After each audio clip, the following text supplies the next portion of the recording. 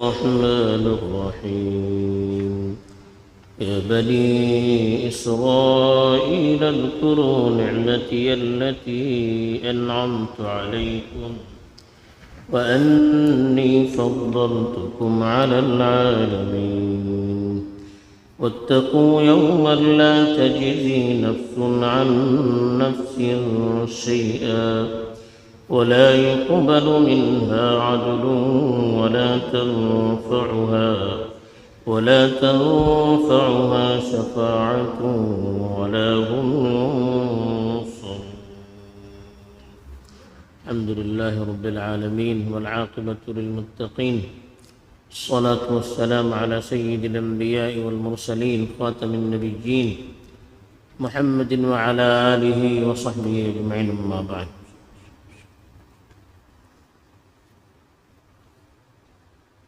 اس سے پہلے تقریباً 10 رکوع بنی اسرائیل کے سلسلے میں گزر چکے ہیں، جس میں اللہ تعالیٰ نے ان پر جو انعامات کیے تھے ان کا تذکرہ تھا، اور بنی اسرائیل نے اس کے مقابلے میں اللہ کی جس طرح سے نافرمانی کی، اللہ کی نعمتوں کو جس طرح سے ٹھکرایا تھا، بار بار ان کا تذکرہ تھا. ابھی اس کے اختتام پر مزید پھر بنی اسرائیل کو اللہ تعالیٰ اپنی نعمتوں کا تذکرہ کر کے اپنے احسانات کو یاد دلا رہے ہیں. جس طرح سے ابتدا میں اللہ تعالیٰ نے اسی طرح کی آیات کے ذریعے سے اپنی نعمتوں کا تذکرہ کیا تھا. چنانچہ ارشاد ہے، یا بنی اسرائیل، اے بنی اسرائیل، اذکروا نعمتی التی انعمت علیکم، میری ان نعمتوں کو یاد کرو جو میں نے تم پر کی ہیں. وانی فضلتکم علی العالمین، اور اس کو بھی یاد کرو کہ میں نے تمہیں تمام عالموں پر فضیلت دی تھی. یہ پیچھے بھی اللہ تعالیٰ نے اسی طرح سے ابتدا کی تھی جب بنی اسرائیل کے واقعات شروع کیے گئے تھے، کہ اللہ تعالیٰ نے بنی اسرائیل کو خطاب کر کے کہا تھا. پیچھے بھی بتایا جا چکا ہے، بنی اسرائیل کا مطلب حضرت یعقوب علیہ السلام کی اولاد، جن میں خاص طور پر حضرت موسیٰ علیہ السلام بڑے جلیل القدر نبی گزر چکے ہیں، جن کو شریعت بھی اللہ تعالیٰ نے مستقل عطا کی تھی. اس کے بعد سے یہی قوم بنی اسرائیل کہلائی، اور انہی کو یہودی بھی کہا گیا. پھر بعد میں جب حضرت عیسیٰ علیہ السلام تشریف لائے تو جنہوں نے حضرت عیسیٰ علیہ السلام کی دعوت کو قبول کیا ان کو نصارہ کہا گیا.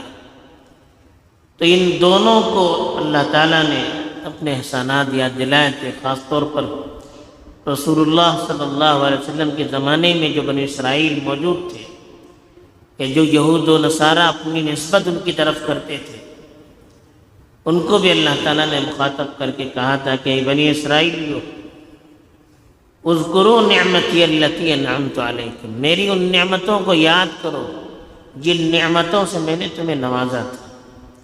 تو کیا کیا وہ نعمتیں تھی، پیچھے تفصیل سے اللہ تعالیٰ نے اس کی وضاحت کی کہ کیسے کیسے اللہ تعالیٰ نے ان کی مدد کی. فرعون سے ان کو نجات دیا، راستے میں دھوپ سے تکلیف ہونے لگی تو بادلوں سے سایہ کروایا، کھانے پینے کی تکلیف ہوئی تو آسمان سے من و سلویٰ کا انتظام کروایا.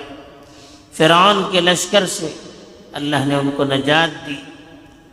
اور الگ الگ جو اللہ تعالیٰ کی نعمتیں ہو سکتی تھیں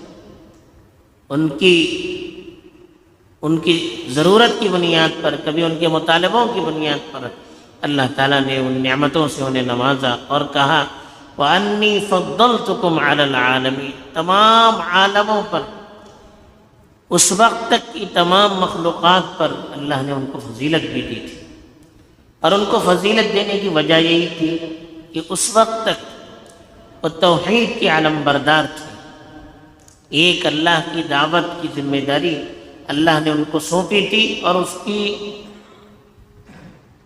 اس پر عمل کرنا بھی ان کے ذمے تھا۔ تو اس وقت تک جب تک اللہ کے رسول صلی اللہ علیہ وسلم کی دنیا میں تشریف آوری نہیں ہوئی تھی، وہی لوگ توحید کے پاسبان مانے جاتے تھے۔ تو اسی توحید کی بنیاد پر اللہ نے ان کو تمام جہانوں پر فضیلت دی تھی، اس لیے کہ کسی قوم کی فضیلت نہیں ہوتی ہے بلکہ توحید کی فضیلت ہوتی ہے، اللہ کی دعوت کی فضیلت ہوتی ہے۔ جب تک وہ اس کے حامل رہے پوری دنیا پر اللہ نے ان کو فضیلت دی۔ جب وہ اس کے اہل نہیں رہے، انہوں نے توحید کو چھوڑ دیا اور شرک، بت پرستی اور دوسری بیماریوں میں مبتلا ہو گئے، تو پھر اللہ تعالیٰ نے نبی کریم صلی اللہ علیہ وسلم کو نبی بنا کر بھیجا۔ تو پھر نبی کریم صلی اللہ علیہ وسلم کو جو ماننے والے تھے، ان کی دعوت کے جو علم بردار تھے، اللہ نے ان کو پوری دنیا میں فضیلت دی، جیسا کہ آگے اس کی تشریح بھی آنے والی ہے۔ تو اس لیے کہا وَأَنِّي فَضَّلْتُكُمْ عَلَى الْعَالَمِينَ، کہ میں نے تمہیں تمام عالموں پر، تمام مخلوقات پر فضیلت دی۔ پھر اللہ نے کہا وَاتَّقُوا يَوْمًا، اس دن سے ڈرتے رہیے، لا تجزی نفس عن نفس شیئا، جب کوئی نفس کسی نفس کو کوئی بدلہ دے نہیں سکے گا، کوئی فائدہ نہیں دے سکے گا، ولا تنفعها شفاعة ولا يقبل منها عدل، ان سے معاوضہ بھی قبول نہیں کیا جائے گا، ولا تنفعها شفاعة، اور ان کو کسی کی سفارش بھی قبول فائدہ نہیں پہنچائے گی، ولا هم ينصرون، ان کی مدد بھی نہیں کی جائے گی۔ تو اللہ تعالیٰ نے صاف ارشاد فرمایا ان کو، بنی اسرائیل کو، کہ اگر تم نے اللہ کی وحدانیت پر اپنے آپ کو قائم نہیں رکھا، ایک اللہ کی عبادت پر اپنے آپ کو باقی نہیں رکھا، اور اللہ نے جو احکام اور جو پیغام تم کو دیے ہیں اس پیغام پر تم نے اگر عمل نہیں کیا، تو پھر کل قیامت کے عذاب سے ڈرتے رہیے۔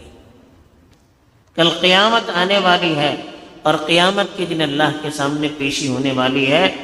اس پیشی میں آپ نے اگر اچھے اعمال نہیں کیے ہوں گے تو پھر کوئی انسان کسی انسان کو فائدہ نہیں پہنچا سکتا۔ یہ ان کے یہاں عقیدہ تھا کہ ان کے انبیاء ان کو فائدہ پہنچا سکتے ہیں، وہ ان کی طرف سے کفارہ ادا کر سکتے ہیں، جیسے عیسائیوں کا عقیدہ تھا کہ نعوذ باللہ حضرت عیسیٰ نے پھانسی پر چڑھ کر پوری قوم کی طرف سے کفارہ ادا کر دیا۔ یہ غلط عقیدہ تھا۔ تو اللہ نے کہا کہ کوئی انسان کسی انسان کو کوئی بدلہ اور فائدہ نہیں دے سکتا۔ دوسرا ان کا عقیدہ یہ تھا کہ فدیہ دیا جائے گا، معاوضہ دیا جائے گا، جسے دنیا میں ہوتا ہے معاوضہ دے کر چھڑوایا جاتا ہے، اس طرح سے وہ اللہ کے پاس بھی ساز باز کر سکتے ہیں۔ تو کہا وَلَا يُقْبَلُ مِنْهَا عَدْلٌ، عدل کہتے ہیں معاوضے کو، فدیے کو، کوئی معاوضہ، کوئی فدیہ، جسے معاوضہ دے کر، پیسہ دے کر جان چھڑائی جاتی ہے، کہا قیامت میں اس طرح سے کوئی معاوضہ بھی قبول نہیں کیا جائے گا۔ وَلَا تَنْفَعُهَا شَفَاعَةٌ، کسی کی سفارش ان کو فائدہ نہیں دے گی۔ دنیا میں ہوتا ہے نا، کوئی ریکویسٹ کرتا ہے، کوئی سفارش کرتا ہے، بڑا آدمی آ کر اس بڑے آدمی کے سفارش کرنے کی وجہ سے بڑے بڑے کیس سے اس کو چھٹکارا مل جاتا ہے۔ کہا کسی کی سفارش وہاں پر قبول نہیں ہوگی، جب تک اللہ کی طرف سے اجازت نہیں ہوگی کسی کی سفارش قبول نہیں ہوگی۔ اور سفارش بھی کن کے حق میں قبول ہو سکتی ہے؟ اگر اللہ اجازت دے تو وہ جو مومن ہوں گے، توحید پر قائم ہوں گے۔ توحید نہیں ہے تو کسی کی سفارش بھی قبول نہیں ہوگی۔ وَلَا هُمْ يُنصَرُونَ، کسی طرح سے ان کی مدد بھی نہیں کی جائے گی۔ کوئی وہاں پر کسی طرح سے کسی کی مدد نہیں کر سکتا۔ تو اس لیے اللہ تعالیٰ نے کہا کہ جو بھی کرنا ہے آپ کو دنیا میں نیک اعمال کے ذریعے سے اپنے آپ کی حفاظت کرنی ہے۔ تو دنیا میں اگر نبی کی بات مانتے رہیں گے، شریعت پر چلتے رہیں گے، تب اللہ کے ہاں آپ کا یہ عمل اللہ کے فضل سے فائدہ دے سکتا ہے، ورنہ کوئی چیز، نہ کوئی انسان، نہ کوئی نبی، نہ کوئی سفارشی، نہ کوئی معاوضہ، نہ اور کسی کی طرف سے مدد ہو سکتی ہے، کسی طرف سے مدد نہیں ہو سکتی ہے۔ اس لیے اللہ تعالیٰ نے بنی اسرائیل کو خطاب کر کے یہ کہا، اور اس کے ذریعے سے تمام بعد میں آنے والے لوگوں کو بھی اللہ نے خطاب کیا کہ آپ کسی کے بھروسے پر مت رہیے، آپ کے پاس ایمان نہیں ہے، توحید کی دولت نہیں ہے، کوئی چیز قیامت میں کام نہیں دے سکتی، اور مرنے کے بعد دوبارہ اللہ کے پاس کھڑا ہونا، حساب دینا ہے، وہاں حساب دینا ہے، نہ کوئی خاندان والا، نہ کوئی بزرگ، نہ کوئی عالم، نہ اور کوئی سفارشی کسی کو کام دے سکتا ہے جب تک کہ اللہ کے حکم کے ہم تابعدار نہیں ہوں گے۔ تو اس لیے بنی اسرائیل کو خطاب کر کے قیامت تک آنے والی انسانیت کو بھی اللہ تعالیٰ نے یہ پیغام دیا ہے۔ اللہ تعالیٰ صحیح سمجھتا کرے اور اس سے پیغام کو سمجھ کر اپنی زندگی میں اصلاح کر کے ایمان کو باقی رکھ کر اسی پر الفاظ کے اللہ توفیق دے، آمین، وآخر دعوانا۔